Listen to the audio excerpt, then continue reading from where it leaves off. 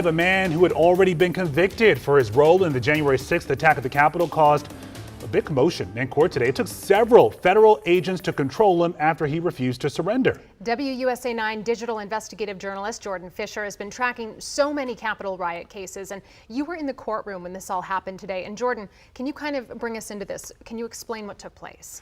Right, so Vitaly Gostyankowski, who's a D.C. resident, actually a former Gallaudet student, was convicted in March. He was convicted of multiple felony counts, obstruction, civil disorder, and assaulting or resisting police. He was in court today because federal prosecutors said he had been sending harassing text messages to a law enforcement officer who was involved in the case and posting threats or intimidating language on social media, and they wanted the judge to revoke his release, which is what he actually did. But it's what happened after the judge made that decision that caught everyone's attention. Mr. Gostyankowski refused to go with marshals. He fought back. It took more than a half dozen to actually eventually restrain him and take him into custody. Well, I'm curious too, after refusing to comply like that, essentially what does that mean for his sentencing? Right, like I said, he's already facing very serious charges, potential prison time in the 3 to 5 year range, potentially from that obstruction and assault charge.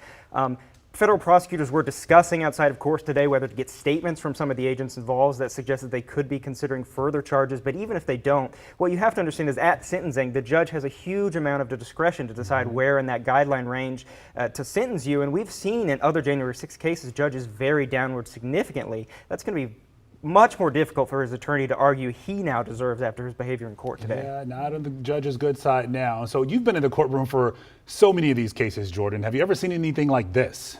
Yeah, Lorenzo, we've seen outbursts in the gallery from family members, from witnesses, from people who are just watching, and we've seen small muted reactions from some of the defendants, but we've never seen anything like this where a defendant, actually a convicted defendant at this point, had to be physically restrained and held down and almost fought by agents and marshals and even court security officers who had to come in and help. All right, what a spectacle. Yeah. Well, Jordan broke this news on Twitter or X, and you can follow him at Jordan on Record. Jordan Fisher, we appreciate your reporting. Thank you.